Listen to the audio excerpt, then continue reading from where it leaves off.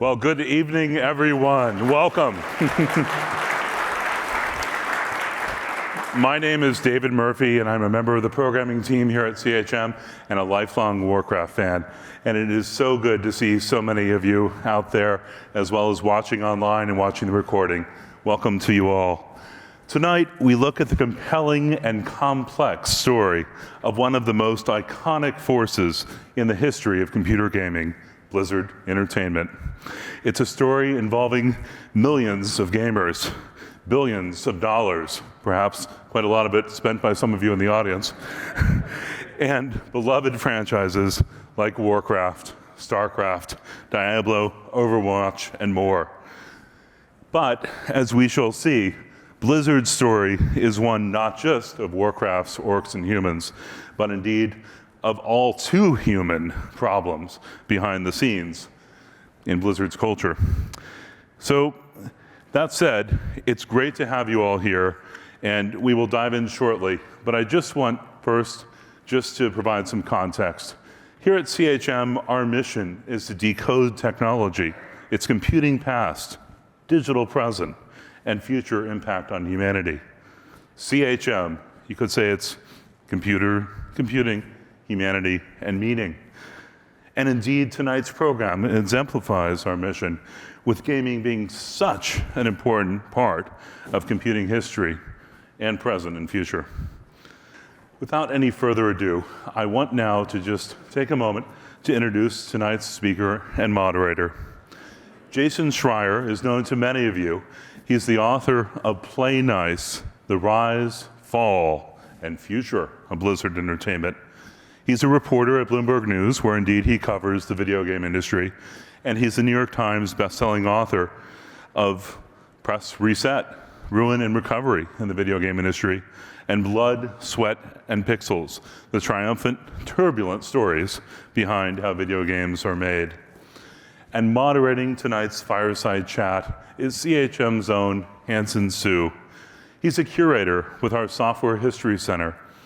And Hansen is an historian and sociologist of technology, with gaming amongst his areas of curatorial purview, appropriate since he, as well, is a lifelong gamer. And I'll just say, today is Hansen's birthday. So thank you, Hansen, for spending it with all of us. Happy birthday. Now, won't you join me in giving a very warm CHM welcome to Jason and Hansen for the fireside chat. Welcome to the stage, gentlemen.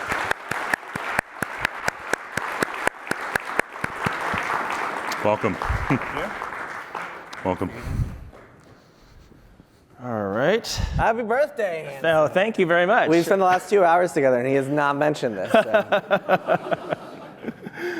So. Okay, well, before we get started, let's go to the poll. I'm eager to see what your responses are. What's the poll? Good. Go to Slido poll. Oh. Okay, so, whoa. Okay, Diablo takes the cake here, 73%. Okay. We can see it. We can see it down there. Oh, okay, we're good.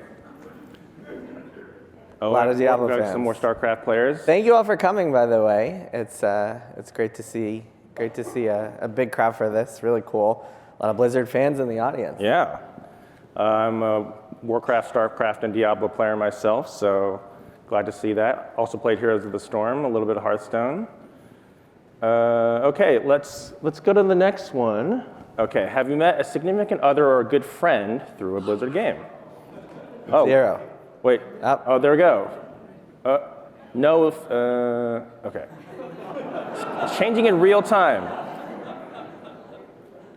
Okay, 44%. Okay. 41%. Actually, it's not that bad. It's pretty good. Okay, 7% met their significant other through a Blizzard game. That's pretty good. Okay, what about the third poll question? Okay, when was the last time you played a Blizzard game? Oh, wow, we got a lot of current players here, so, okay. Blizzard will be happy to see that. Yeah, that's a pleasant surprise given the content of the book, but. Okay, well, let's dive in then. So, okay, to start,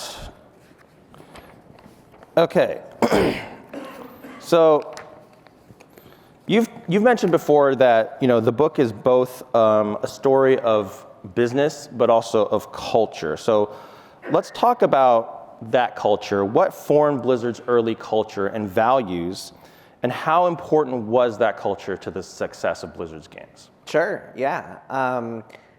First of all, I'm just curious, how many of you in the audience here have read Play Nice already? I can't see you raising your hand, so just like cheer if you've read the book already. Versus, okay, a few of you, okay. This might be repetitive for you, but I will try to add some spice to what was in the text. So yeah, for those of you who don't know, I mean, Blizzard, obviously one of the most iconic video game companies, started out with just two guys, Mike Morhaime and Alan Adham, who were UCLA students in the 80s. They decided after they graduated to start a video game company in 1991. And the culture, I mean, just to set the scene here, the culture, as I'm sure some of you know, being in Silicon Valley, the culture of the computer industry in the 90s was a little bit different than it is today. It was probably 95% male at that point instead of maybe whatever it is now, I don't know, 70, 80% male.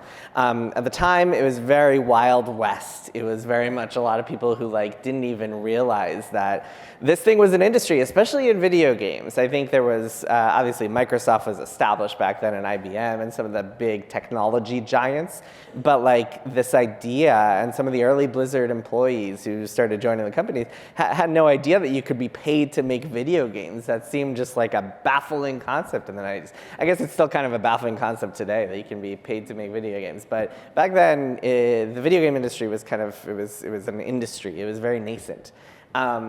And all of that is getting to the context that is necessary for describing Blizzard's culture, because Blizzard, like I said, it was started by these two UCLA students. Some of their initial employees, their first 3 employees, were fellow UCLA students as well. And as they expanded, they started out working on work-for-hire games, working on ports or conversions, as they called them, for other companies, where you would take Battle Chess or Lord of the Rings for Amiga and bring it over to the DOS or something like that. And then eventually in 1994, they decided they started publishing their own games, starting with Warcraft. As they grew to handle all of these projects, they just it's not like they could go out and hire from thousands of applications of people all across the world. They didn't know anybody, nobody who knew who they were. They weren't even called Blizzard then. They were called Silicon and Synapse. And so their hiring was hiring friends of friends, to the point where they hired something like 4 people, all who worked at the same Kinko's. It was one after another. They would just recommend each other to come and join Blizzard. So it was very much kind of a chaotic atmosphere, a very slapdash atmosphere. And they wound up finding really talented people and working on some awesome games. But as a result of this all of this context, it was also a culture where it was a bunch of 20-something dudes, and it was entirely dudes back then, who came into work wearing their kind of ratty t-shirts and flip-flops and gym shorts, and they would work on games together, and then during lunch breaks they would play Magic the Gathering, and then after work they would stay and play Samurai Showdown on the Super Nintendo. So these are guys who really were really close, really tight-knit, and felt like it was almost like being in a frat house working there. You would find people just kind of you would have brawls, you would have broken controllers from really angry multiplayer matches. It was very much not a professional atmosphere. And so that kind of context of Blizzard in the 90s, and a lot of video game companies were like this back then, it's worth noting, but that kind of context carried over as the company evolved. And later on, Blizzard would run into some issues with their culture, and specifically how women were treated at the company. And the seeds for that were really starting way back in the 90s as a result of what that culture was like. So why don't we get into that right now, actually? The experience of women at Blizzard. There's been a lot written about this. There's been a lawsuit. Can we kind of go into that? And also, is it possible to separate the art from the artist in this situation, or are they part and parcel? Is is there something about Blizzard's culture that is the two sides of the same coin? Yeah, I mean, so the way that, so Blizzard has been around for almost 34 years now. So, I mean, I think that a woman's experience at Blizzard would be very dependent on what era of Blizzard they were at and also what team at Blizzard they were at. But to speak a little bit broadly, so in the 90s, like I mentioned, there were no women at Blizzard. A couple would join later on in the late 90s and early 2000s, but they were, I mean, the best kind of metaphor, or I guess kind of description of this is that they were in this office at some point they moved to on UC Irvine's campus, the college, and they had a couple floors in the office, and on one of them, it was 2 men's bathrooms instead of men's and women's bathrooms. They converted the women's bathrooms into men's bathrooms because there were no women working there. So that was one kind of era of Blizzard. Later, after they came out with World of Warcraft and expanded, growing from hundreds of people to thousands of people, they wound up hiring a lot more women and becoming more of a professionalized company. And then it really could depend, your experiences could vary. There was certainly sexual harassment. For a lot of women, it was kind of, at least a lot of the women I spoke to, it was kind of a mixed bag. It was kind of like the best of times, the worst of times. This was this place, this was this kind of magical place in many ways. Back in the 2000s, it was like this geek mecca where like you didn't have to hide your geekiest hobbies. I think these days we kind of forget because geekdom has been so accepted and kind of commodified with Marvel movies and such and just D&D everywhere. We kind of forget that even in like 2005, 2008, 2010 even, it was a little bit more of a stigma to like play games and like be really into comic books and stuff like that. So coming to Blizzard and being on Blizzard's campus, you found this place where you felt like you could belong. And for female geeks, that was true too. But then on the flip side of that, you're in this place where there's a lot of men on campus. It's even at the highest percentage, it was something like 80-20 male to female ratio. The kind of the strangest or the most, one of the things that I think made Blizzard unique, for better or for worse, I'll let you all be the judge of that, is that personal and professional relationships were, the lines between them were completely blurred to non-existent. And this was for a few reasons. I mean, like I mentioned before, people who were at Blizzard were essentially living at the office, so their personal lives became their work friends, and from there, work relationships as well. Also, I don't know, have any of you been to Irvine, California? There's not a lot to do in Irvine, California. Irvine, California is like probably the least culture of any city in the country. So you're working at Blizzard, you're in Irvine, maybe you moved to Irvine just to work at Blizzard, and so of course your entire social life becomes part of your, like it becomes intertwined with your work life. And so there was a lot of intercampus dating and marrying to the point where even people in the C-suite, CEO, some of the top executives of the company were either dating or married to other employees at Blizzard. And that really set a tone that I think for some people was really positive and for some people was really negative. But especially at the lower ends of the kind of the corporate ladder, it could be really negative.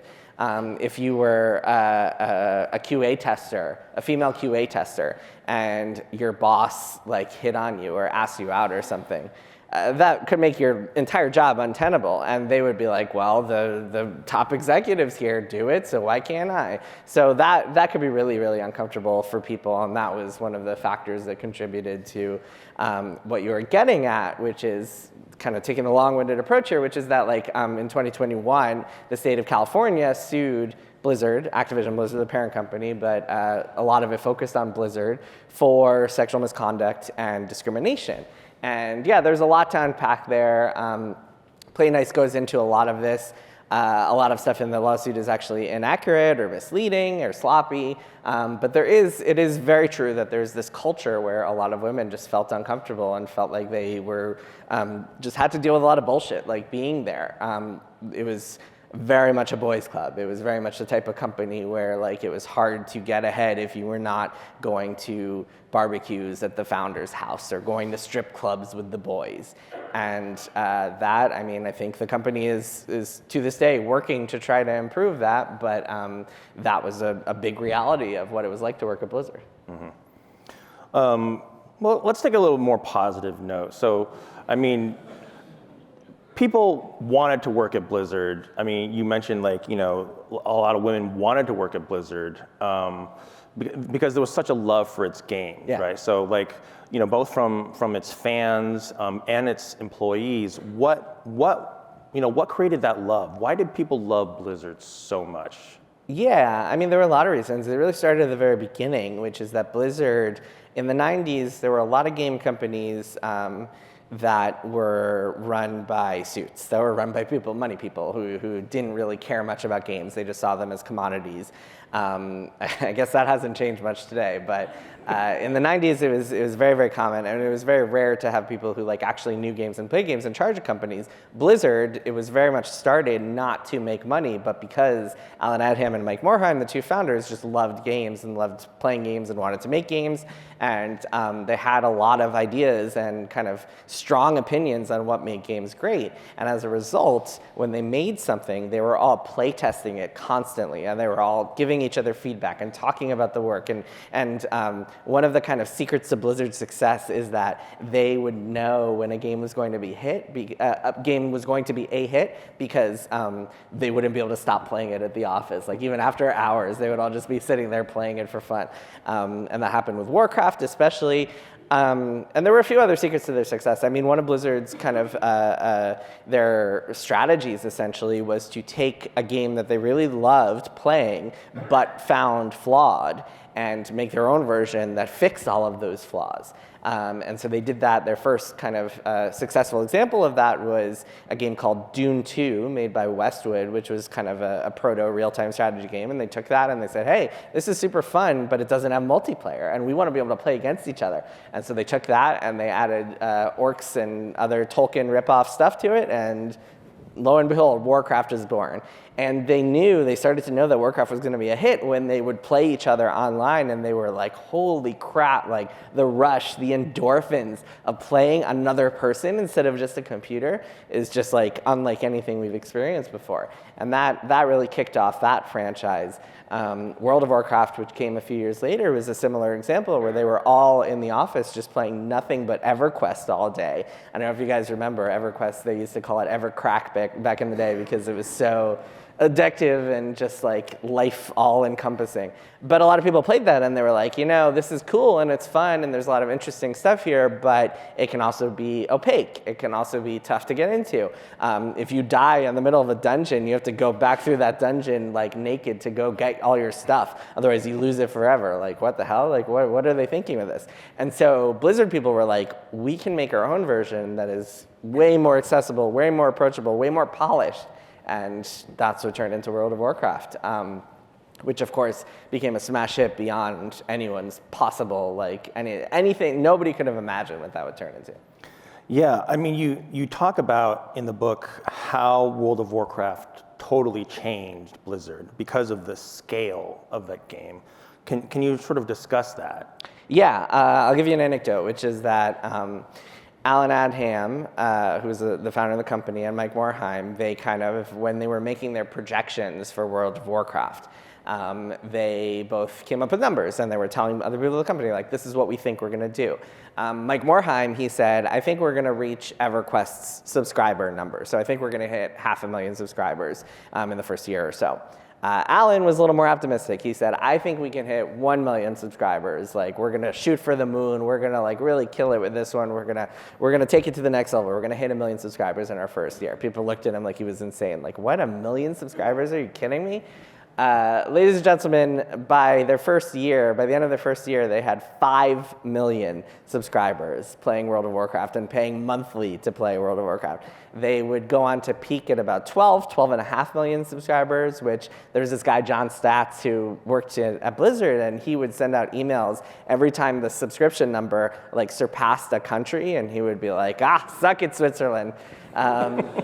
Like, he would just brag about how many people they had. And yeah, because these people are paying monthly to play, it winds up generating so much money that it completely transforms the company. And I think that sort of success obviously it leads to really good things. It can also have some downsides. I mean, World of Warcraft, before World of Warcraft, Blizzard was a company that would come out with a new game every couple of years. After World of Warcraft, it became a company that was World of Warcraft vacuumed all of its attention and resources and time and money, and suddenly it was a lot harder to keep coming out with games. Suddenly it was a company that was really dedicated to this one game, and that was the big money maker, and hopefully it could also do other stuff. There would be team lunches and stuff where people on the World of Warcraft team would be like, we're paying for your game.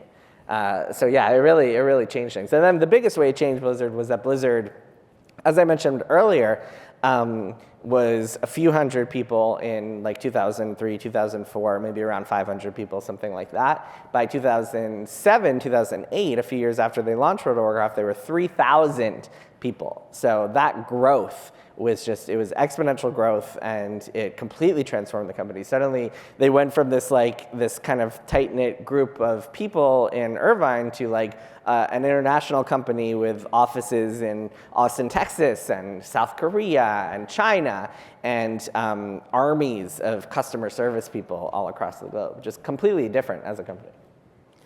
Yeah, so before we get into the next real large section of this, I do want to go back and talk about how Blizzard wasn't really an independent company for most of its early history at all, right? Like, we kind of think about, later on Activision, right, buying it, but Blizzard wasn't independent before. So how was it able to, what was the difference between the way it operated, being owned by different other companies, not even gaming companies, versus later on?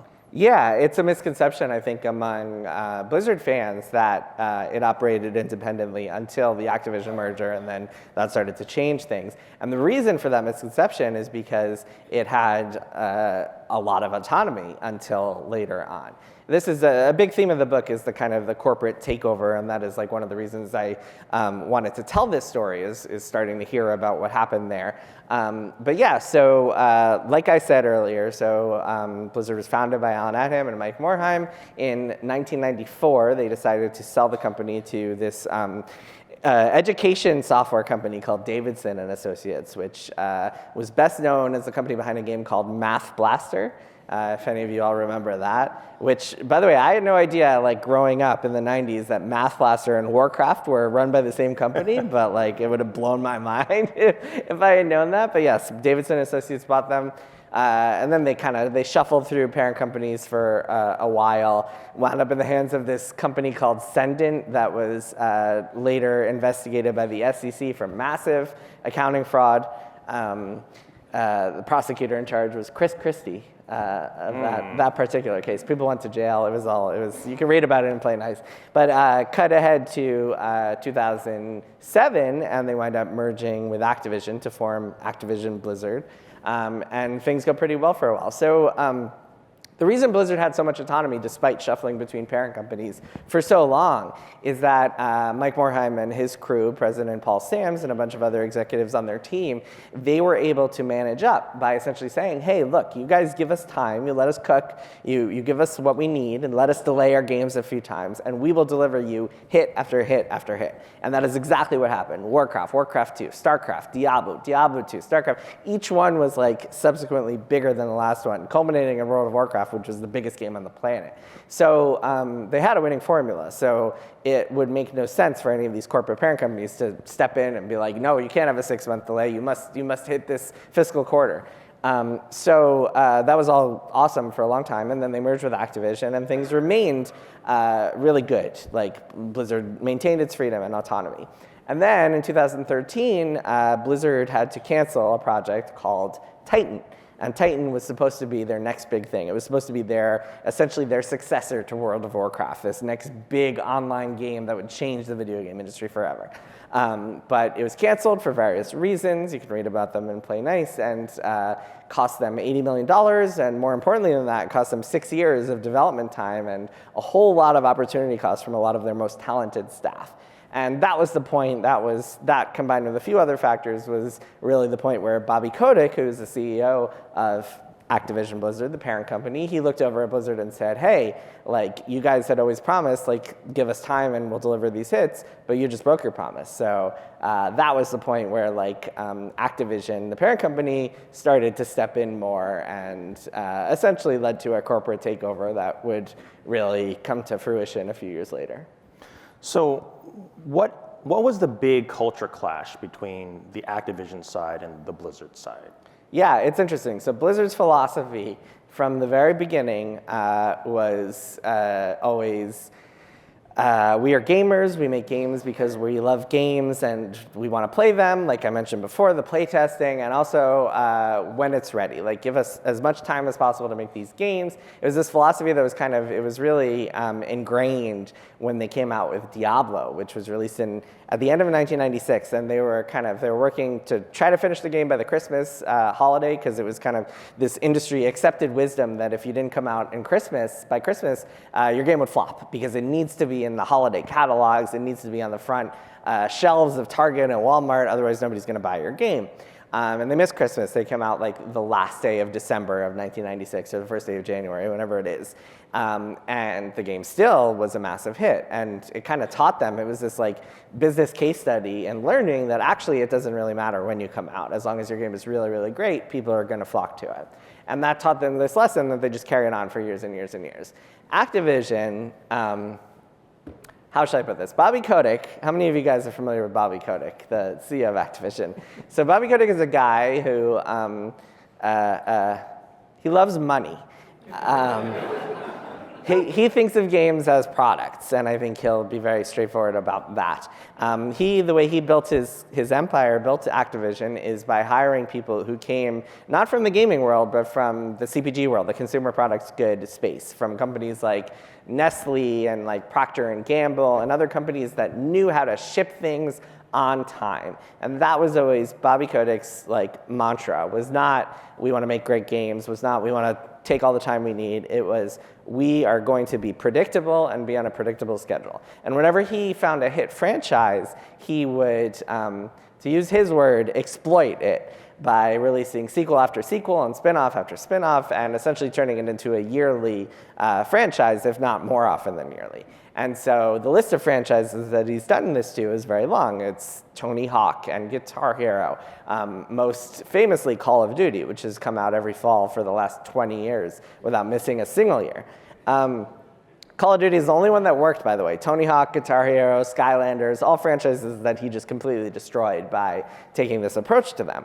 But he certainly made a lot of money doing it, and the growth of Activision from like near bankruptcy when he took it over, or in actual bankruptcy when he took it over, to one of the most valuable companies in the world is undeniable. So that strategy worked for his goals, which is growing his company as much as possible.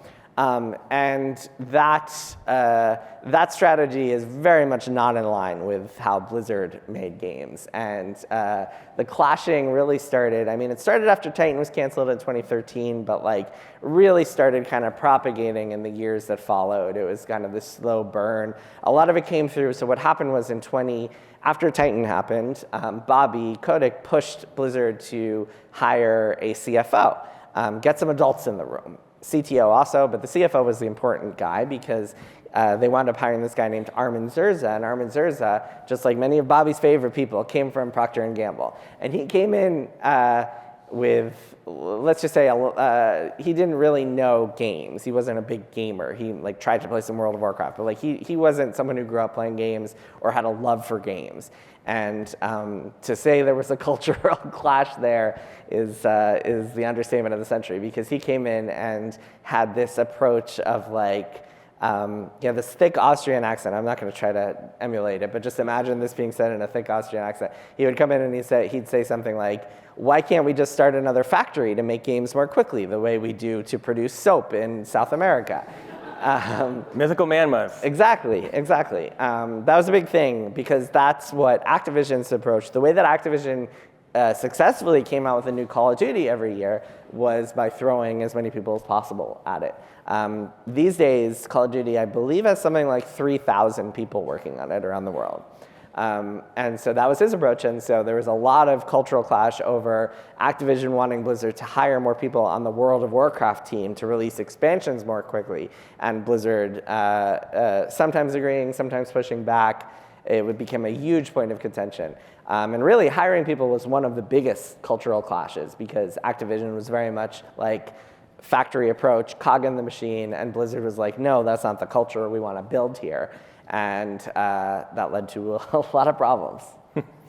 While we're talking about culture clashes, I actually want to go back in time a little bit to, you mentioned Diablo. So Diablo was not built by Blizzard in Irvine. It was built by a company that here in the Bay Area that Blizzard acquired, and there was named after Mount Diablo right over here. Yep. So talk about that culture clash and what happened there. Sure, yeah. So in the early 90s, kind of as Blizzard was first starting, a guy named Dave Brevik and two brothers named Eric and Max Schaefer started a company called Condor that would later become known as Blizzard North. And they went on to create Diablo and Diablo 2, and then kind of collapsed after that. And yeah, there were some culture clashes there for sure. I think Blizzard North had more of a freewheeling way of working. They were a little more chaotic, even compared to the Blizzard South people, who were pretty chaotic, but Blizzard North was even more so. There was some of that kind of like Northern California, Southern California cultural clash. And there were a lot of just little arguments over things, over control, over autonomy, over who was really in charge. Even the name, like they were called Blizzard North, and I mean, this is the perfect example of this that I'm sure is like relatable. This anecdote is probably so relatable to anyone who's worked in the corporate world, which is that down in Irvine, they call themselves Blizzard, and they called the San Francisco Bay Area office Blizzard North. But up here, Blizzard North, they call themselves Blizzard North, and they called the Irvine office Blizzard South. So they saw themselves as equals, whereas the people in Irvine saw them as a subsidiary to Blizzard. And that was always just kind of like an ongoing point of tension between the two companies. That said, I mean, sometimes cultural clashes can lead to great art, and I think both the first Diablo and the second Diablo, while they were definitely made here, they had a lot of direction and input and contributions from the people in Blizzard Irvine, and some of the kind of the clashes led to just good creative decision making because some of it was healthy. Some creative clashes is always like necessary and healthy in a creative collaboration. So yeah, some of it led to good stuff. But at the end of the day, Blizzard North imploded for various reasons, and Blizzard South won the war, I suppose. Mm-hmm. So let's move on to esports. So Blizzard got its first franchise was World of Warcraft, right? Real-time strategy. StarCraft became at one point the national sport of South Korea. Yep. With that dominant lead, what happened to Blizzard's efforts in esports? Yeah, it's really interesting.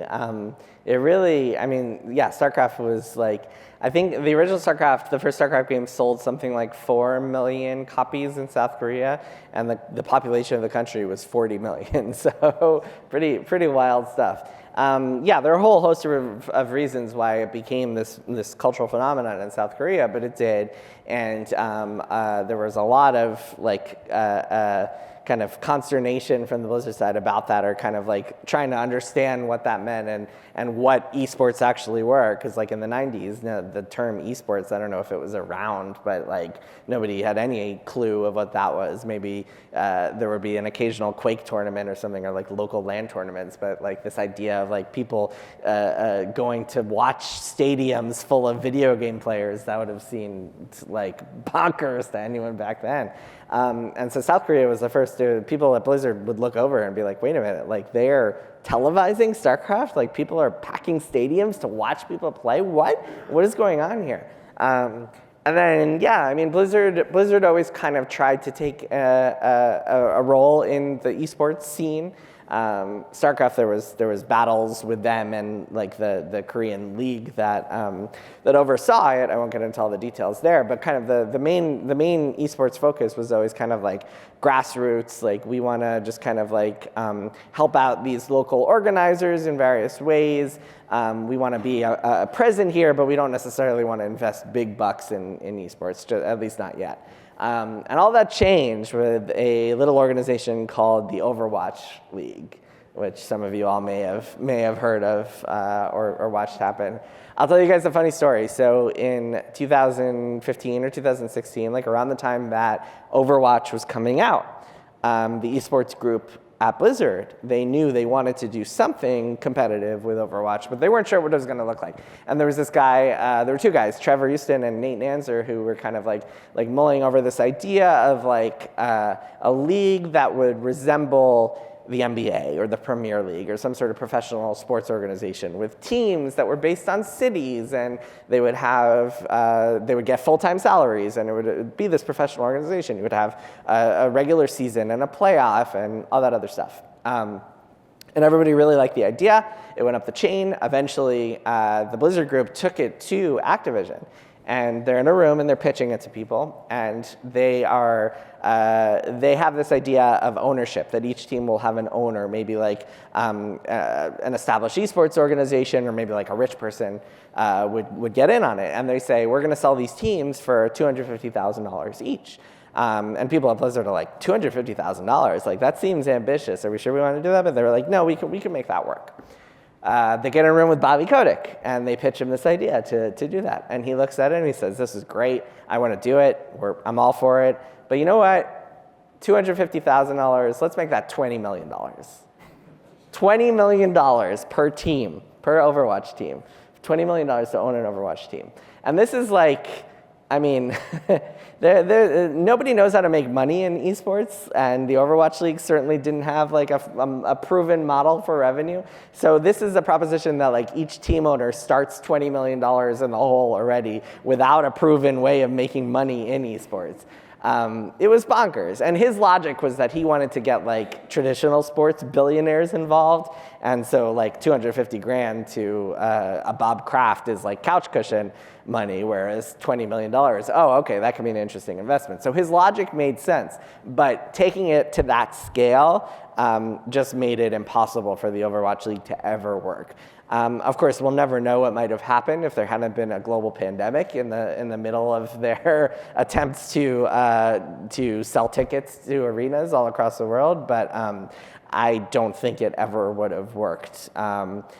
And one of the biggest reasons for that, unfortunately, I don't know, you guys tell me if this is controversial, but Overwatch is not very pleasant to watch.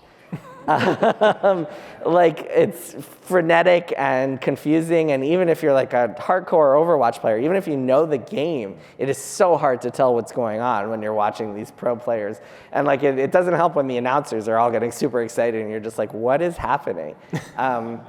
So I don't really think it ever could have worked, but the fact that it was blown up and taken to this humongous scale and marketed, and Bobby would wind up bringing in all these former NFL executives and NBA executives to come and run the thing, which became another point of contention with the Blizzard people, because it felt like Blizzard were like, hey, this is our game, like this is our esports division, and Activision is coming in and taking over. That became a huge point of conflict there. But it just, I would say, I don't think it's too controversial to say that the Overwatch League and the kind of spectacular failure of that had a pretty significant impact on esports overall and set it back in terms of just like the viability of esports as a business. So let's turn to sort of the fall, let's say. So there's a number of maybe turning points both internally and also public facing that kind of, sort of document the downward trajectory of Blizzard. Can you talk about some of those? Sure, which ones? There's so many. Well, I'll list a few. So there's, you already mentioned the hiring of Armin Zerda. There's stack ranking of employees, the Diablo Immortal announcement, Warcraft 3 Reforged, the Hong Kong incident, the sexual harassment lawsuit, Mike Morhaime's departure. Yeah, it's the last few years have been an unfortunate confluence of debacles for Blizzard. Yeah, Warcraft 3 Reforged is still pretty mind-boggling that they released that. Although they did just release a new patch to try to fix that just a few weeks ago, actually. Yeah, it's a lot of these were, I think it's very tempting for Blizzard people to blame Activision and to be like, Activision is the source of all our woes. But I think if you read this book and you kind of like get to know the history, it's very clear that a lot of this is self-inflicted. A lot of this is Blizzard problems. You could argue that Blizzard was kind of intertwined with Activision at a certain point, but certainly some of the people in charge who made these decisions that led to some of those problems were Blizzard people. Yeah, I mean, I would, so the way the book is structured, I actually, it's in 3 parts, Rise, Fall, and Future. And when I was going through early drafts of the book and sending them out to friends and colleagues for feedback, a couple of people came to me and said, hey, you have the fall in kind of the wrong place. Like the fall should be much later, because the way that I structure it is that part 1 ends and part 2, fall, begins, essentially after World of Warcraft comes out and becomes this cultural phenomenon. And people are like, no, like Blizzard was pretty successful for several years after that, and like had a lot of hit games still after that, and didn't really kind of take hits to its reputation until 2018 and after that. And I was like, no, it's exactly in the right place. And the reason for that is that World of Warcraft completely transforms Blizzard. And I think that the Blizzard that we know today is kind of, you could draw a straight line between World of Warcraft coming out and Blizzard today. And what I mean by that is that Blizzard, the kind of the growing pains that led to all of the problems that you mentioned and all the controversies that had happened over the years were a direct result of Blizzard going from a company of a few hundred people to a few thousand people. Suddenly the stakes were completely different. It was this big, massive empire of a corporation and no longer this kind of focused game studio that was coming out with new hits every couple of years. It was just a completely different operation. Even like what they could do was no longer at the same level. Like it was much harder to just kind of like incubate something and like take some creative risk, because people would look over and be like, why are we doing that when you people could be working on World of Warcraft and helping us make us hundreds of millions of dollars a year? And I'll give you guys an example. In around 2009, 2010, a small team at Blizzard started working on this project that they called Hearthstone. And this is a game that it originally started as like a digital version of the World of Warcraft card game, the physical card game that came out back then, but eventually turned into its own thing. And Hearthstone, you had this team of like no more than 15 people working on it. It was nearly canceled quite a few times because people would look over, both Activision executives and Blizzard executives would look over and be like, why are we wasting like so many like these veteran talented designers on this little like geeky card game thing when they could be making new expansions for World of Warcraft? They could be making our big money maker. Like, what are we doing here? This is not a Blizzard game. This is not going to make us $1 billion. This is not an epic creation at Blizzard. But fortunately for Blizzard, there were people there who shielded the project, notably Rob Pardo, one of their top executives. And when they did release it, it did turn into a $1 billion project. So it was worthwhile. But like that was a sort of kind of tiny risk that it became a lot more difficult for a company of that scale to do. Because when you have like a golden goose over here, you're not worrying about the rest of the farm animals. Yeah, so I'm gonna say a few words that might elicit some emotions. Oh no. Live service. Uh-huh. Well, that's the other part of what I was getting at, actually. Just to put a button on this thing, World of Warcraft, the other component of that, and the reason that I put the fall section where it is that World of Warcraft, because it was this live service and updating game, like turned Blizzard from a product company, a box product company, into a live service company, and made it so all of their games had to be live service going forward. And by live service, to those of you who aren't familiar, live service essentially means a game that is continually updated and monetized for after its release. So maybe you buy it, maybe you download it for free, but it has in-game payments, microtransactions, and it generally lasts for years and years and years. And so after World of Warcraft, all of their games had to live forever, had to be updated for years to come. Hearthstone is a perfect example. That team, I spoke to some people who were on that original Hearthstone team, and they were so stoked about that game and that team and that project and that tight-knit group of like 15 people. And then after it came out, they were like, shit, now we have to keep working on Hearthstone. When we like created this, we had made this lightning in a bottle with our small team. Like, it would be so cool if we could go and do other stuff now. But no, Hearthstone needed to be updated, needed to be monetized, it needed to become a live service. Anyway, so now you can go on with your controversy. Well, so I was going to mention, you mentioned microtransactions, loot boxes. So, I mean, this has become something across the game industry, right? Can Blizzard go back to being player first, back to a world without these things? Can any game company? Are they just a fact of life that gamers have to accept now? That's a tough question. Certainly, it's not like all these game companies that are making billions of dollars are going to be like, you know what, forget it. We're gonna make everything free from now on. It's not like Fortnite is going to be like, we make too much money off of these costumes. We're just going to give them out from now on. So no, that is not going to happen. For Blizzard, I don't think it's not like they're in an awful place right now. Diablo 4 has been pretty successful, and people seem to dig the new expansion, Vessel of Hatred. I think the end game has been controversial in various forms over the last year and a half, but like, it's Diablo. Every Diablo game is controversial in the end game.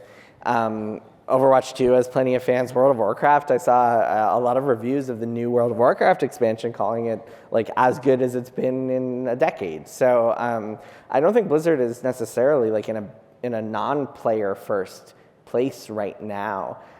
It's just a very different company than it was 20 years ago or even 5 years ago. And that might make some people sad, but it's not. It's kind of like undeniable at this point. And we'll see what happens. We'll see like how they're able, like if they are able to keep innovating in the future. I think a lot of people at Blizzard were optimistic now that Activision is gone, because that's kind of spoilers, but the end of the story is that Microsoft comes in and buys Activision Blizzard for $69 billion and kicks out the Activision C-suite. And now Blizzard is in a very different place than it was even, we're now at like the 1 year anniversary. It closed October of last year. So even like 16 months ago, Blizzard is in a very different place. So the future is a big open question right now, I would say. But I don't necessarily think they're like at their worst point. There have certainly been worse points for them. Mm-hmm. Does Blizzard have the creativity to create new franchises, new IP, or does it just, like the film industry, churn out sequel after sequel? Yeah, I mean, to be fair to Blizzard, they've created like 4 astonishing, like multi-billion-dollar new IPs, which is more than most companies have in Warcraft, StarCraft, Diablo, and Overwatch. Are they still going to be able to make new IP? I don't know. They were trying, and then they canceled one earlier this year. In January of this year, they canceled a project they were working on called Odyssey that was going to be this new IP. So I don't know if they'll be able to do one anytime in the near future. But we'll see. I don't know. I mean, it took a very long time. Like, it was 15 or 16 years between when they came out with StarCraft and when they came out with Overwatch. So it's not like Blizzard has always been just this kind of like new IP magic factory. A lot of their games over the years have been sequels and spin-offs. Okay, so this whole time we've been talking about what caused the downfall of Blizzard. What ultimately do you think the main factors were? I guess it depends which downfall you're looking at. There's cultural issues, there's business. I don't think it's quite as simple as like it was a lot of different factors that contributed to kind of, if you're looking at Blizzard's kind of reputational hit over the last 3 years, it was a lot of things. All those controversies you mentioned, those are all kind of separate issues that were caused by separate factors. But it's certainly fair to say that, again, I'll kind of harp on the same point, which is that like after World of Warcraft, they just became so different than they were before, both business-wise and culturally. There was so much more money flowing into the place, which really, I think, changed people it made a lot of people happy and changed some people in bad ways and led to a lot of problems, I would say. Yeah. Too much money, too much growth. Classic story. Right. So now Blizzard is owned by Microsoft. What do you think holds for Blizzard's future? Yeah, I don't know. It's kind of an open question. A lot of people there are wondering the same thing because Microsoft this year has been such a mess. They've unfortunately had to lay off many, many people. I mean, the entire video game industry is in a weird spot right now. It's in kind of a bleak position, I would say. A lot of people in the gaming world don't really know what the next year is going to look like. There have been tens of thousands of layoffs this year across the video game industry, including thousands at Microsoft. So I don't know. I mean, people were certainly more optimistic a year ago than they are today because of all the layoffs that have come to Blizzard. But I mean, there's certainly hope that like under Microsoft, they won't be under the same pressure to be like releasing new expansions and new content every single year. There's hope that they can kind of break away a little bit from some of the more predatory monetization stuff. So, I mean, I'm hopeful, hopefully. I don't know. I try to be optimistic about these things, but I think it's a big question mark right now. I've heard it described by some Blizzard people as kind of like being in purgatory, like just waiting to see what Microsoft has in store for them. Okay. Well, with that, let's go to the questions now. So let's see. All right. Okay. And okay, let's see what the highest voted question. Okay. Of the stories that ended up on the cutting room floor, which is your favorite? Of the stories that went up on the cutting room floor. There are a few that couldn't fit in the book. Here's a good one. In the 90s at Blizzard, one of the engineers, this guy Bob Fitch, came up with this game idea that was kind of like a mix of Risk and Magic the Gathering, where like you would conquer territory by playing matches of Magic the Gathering. And it was like this crazy game that they always played in the office, and there was a lot of politics and like backstabbing each other and forming alliances with other players. Sounded super fun. And at a certain point, there was this guy, James Finney, and he took on Alan Adham, the founder and at the time president of the company.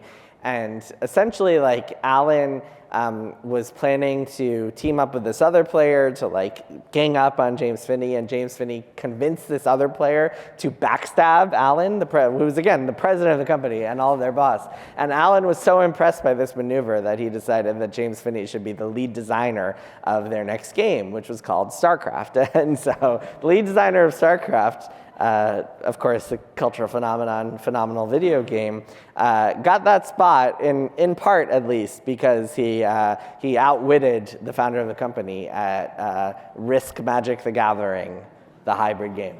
Wow. Okay, that's an amazing story.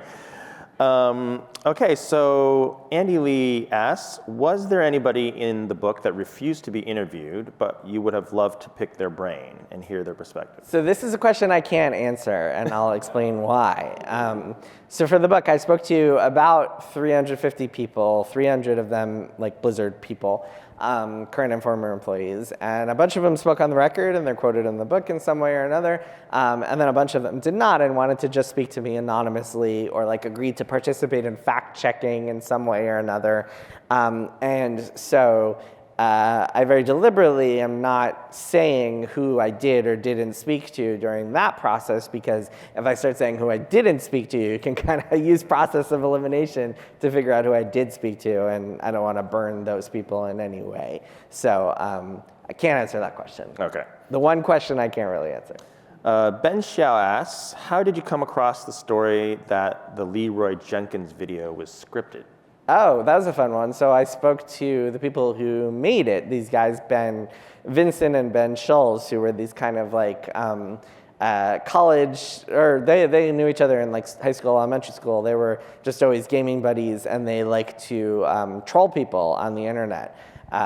They would like play StarCraft and just like only do cannon rushes to people and like record it, and they were just like these total gamer trolls who like live to piss people off. And they told me the story of how they created this, which was essentially, for those of you who aren't familiar with Leroy Jenkins, it's this kind of this super viral video that really became a phenomenon back in the day, one of the earliest viral videos. And they came up with this idea by trying to get through this part of World of Warcraft that was incredibly easy, which basically you just have to like kind of walk in a room and dodge these eggs. And they were like, who is this meant for? Like, what would it be like if you couldn't get past this? And then that led to them creating this character who just like ran in and just like triggered all the eggs and woke up all the dragons and just completely destroyed their party. I think if you played World of Warcraft at the time, it was pretty obvious that it was scripted.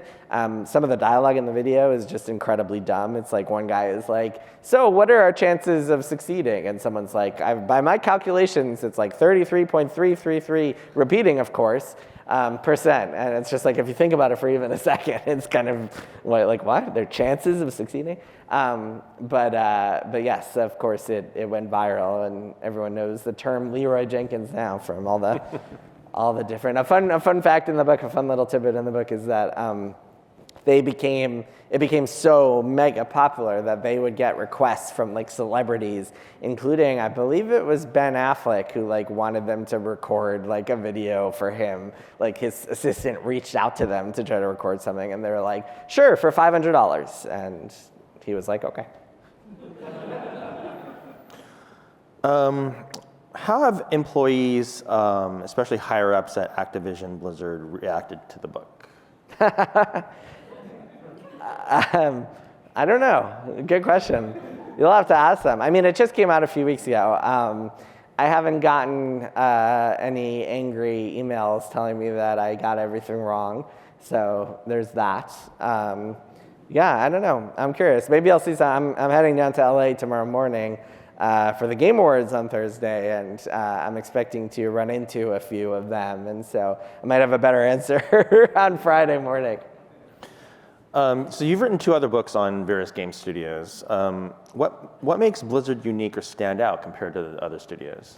Yeah, a few things. I mean, one is just the scope of what they've created. I mentioned before, they created 4 IPs that have all just become these like global sensations. Very few other companies have done that. Maybe the only other company to have done that is Nintendo. Like even other successful video game companies, usually you have 1 IP, 2 IPs at most, 2 franchises at most that are just kind of like these stalwart franchises. Or like you have, I mean, id Software might be a good example. They have Doom, which is absolutely a billion-dollar franchise. And then they had a few other franchises that were successful, but like weren't cultural phenomena, like Wolfenstein, for example. Great franchise, strong franchise, but not like Doom, and not like any of Blizzard's franchises. So I think in that sense, they really were unique. And then, yeah, I mean, they also, like, Blizzard was so beloved. I think for a very long time, for many, many years, Blizzard was the most beloved company in gaming, not named Nintendo. They had BlizzCon. They had an annual convention just for their games where people would fly out to Anaheim and dress up in their Warcraft costumes and, like, go meet each other. There was really no other company like it, for better and for worse. Mm-hmm. So we talked about the cancellation of Titan.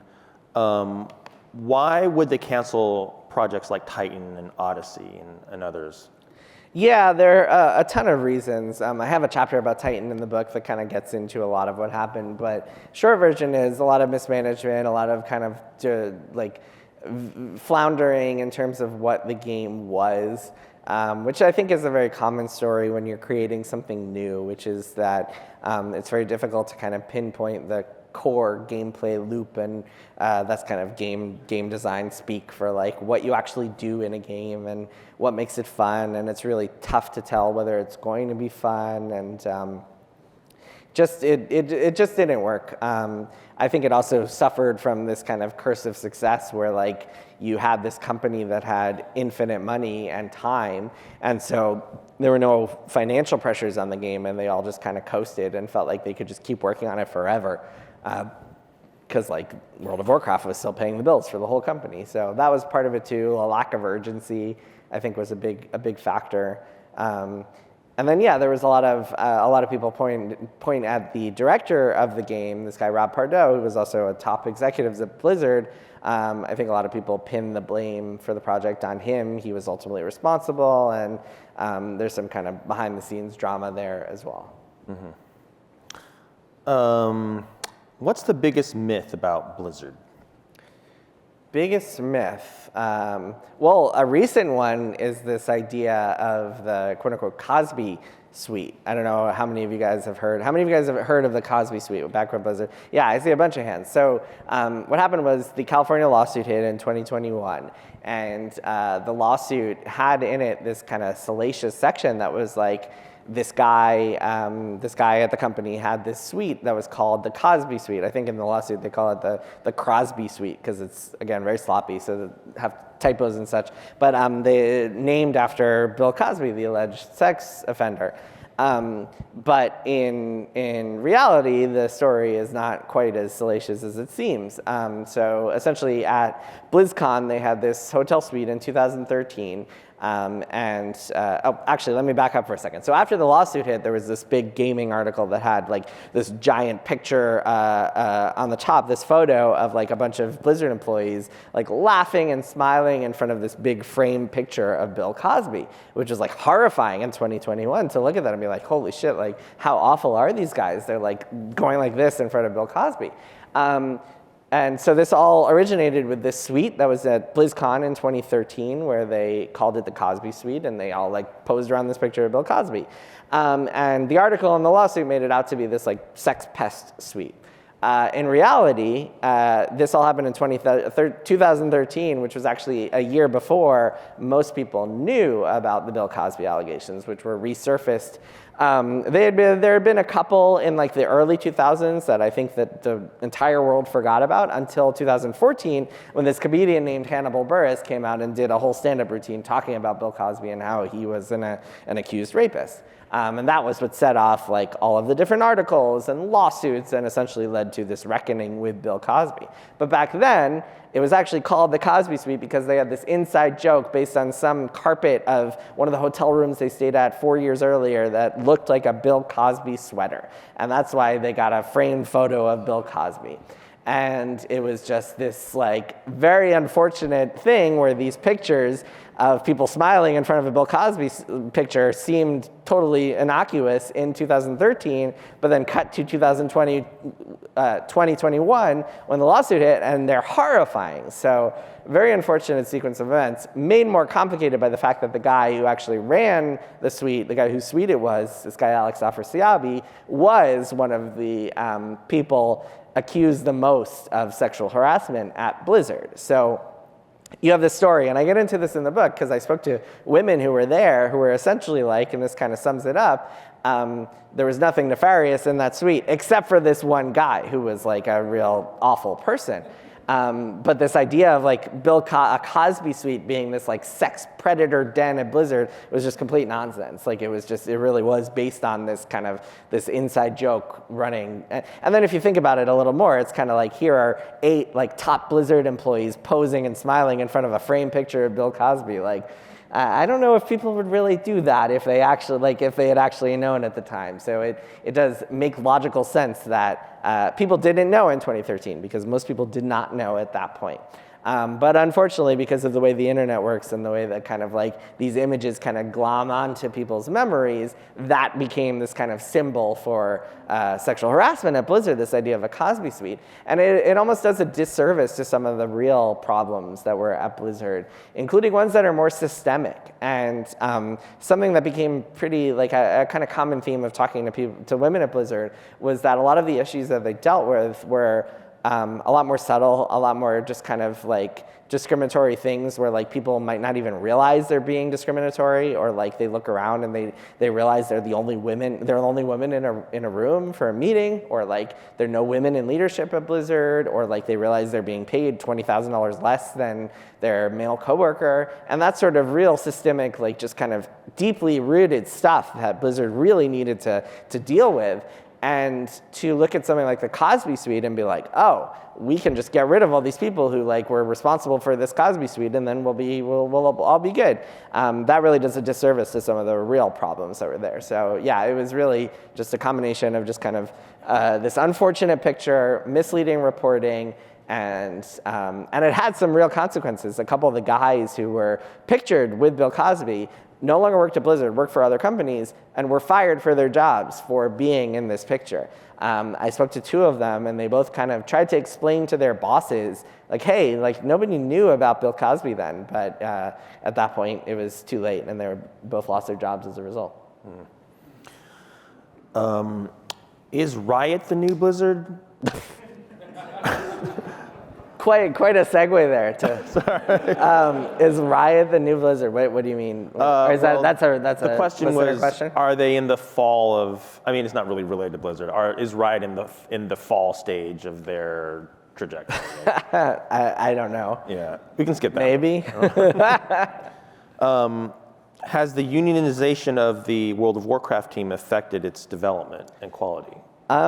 So it's interesting. Unionization, the way it works at any company really, is that like you vote to form a union, and then you start this really intense process of negotiating for what's called a collective bargaining agreement, or CBA, which is your union contract, and that is what gives you, as a union shop, your benefits, the benefits of unionization. It essentially says like, you guys will get raises of X%, you guys have to do this, this, and this if you want to fire someone, all these different protections.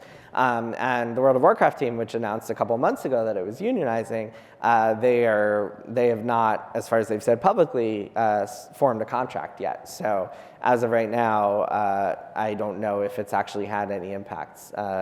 It remains to be seen what that contract will look like and what kind of protections or rights they will have in place. Do you think we'll see more mega hits with indie developers?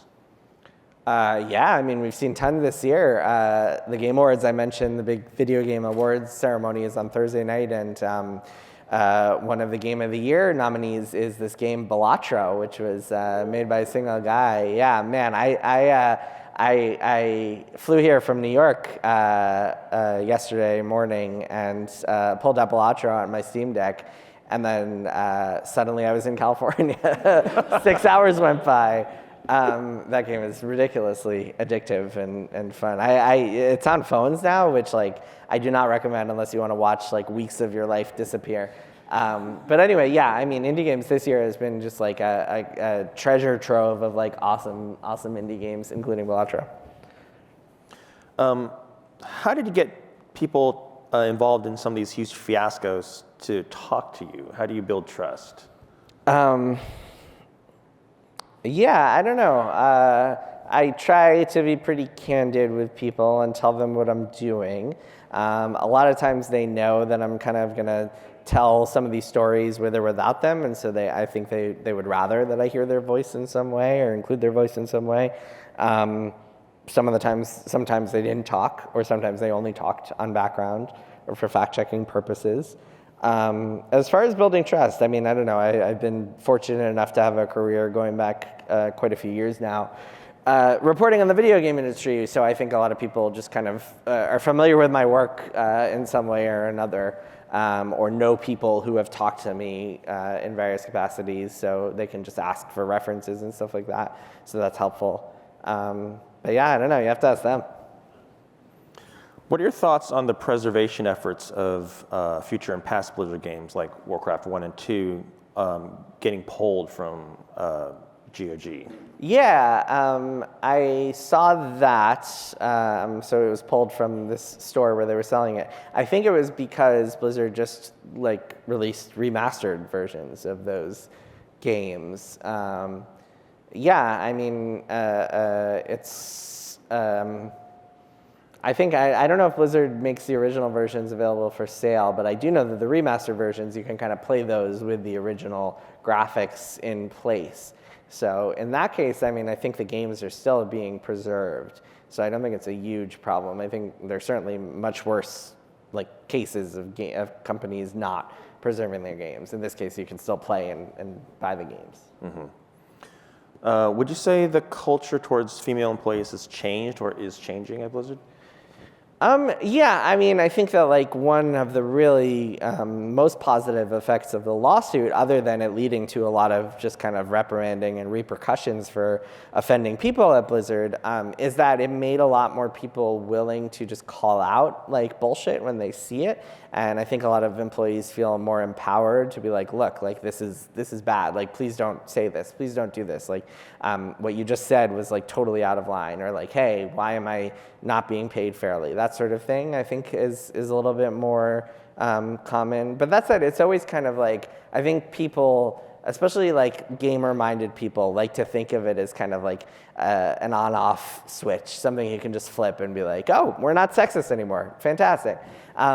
And I think that it's always just kind of a battle. It's always a spectrum. It's always just kind of a constant fight to be equitable in your treatment of employees, and especially in an industry where it's men are the majority and women are a minority. And at companies like Activision Blizzard, it's still 80-20 ratio. It's always going to be an issue. That said, Blizzard has a female president now, and they have more women in leadership roles, so that is a huge change. That's kind of a big deal. And yeah, I mean, they're definitely working at it, but it's just kind of a constant struggle. I'm going to slip in one question of my own, which is, will Blizzard ever make another real-time strategy? Chances seem low to me, I would say.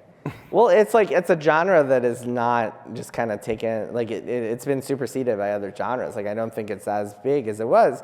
And kind of to hit on the theme that I was talking about earlier, Blizzard, after World of Warcraft, became a company that couldn't really get away with making games that are just kind of slightly profitable anymore, because when you're a publicly traded company and you're accountable to investors and quarterly earnings and all the pressures associated with that, why would you spend all of your resources, why would you spend your part of your resources on a game that will only make tens of millions in profit when you could be putting them on World of Warcraft and making hundreds of millions in profit? So I think chances are slim, I would say. All right. Well, that's all the time we have today. So thank you, Jason, for coming. And here's the book. Quite nice.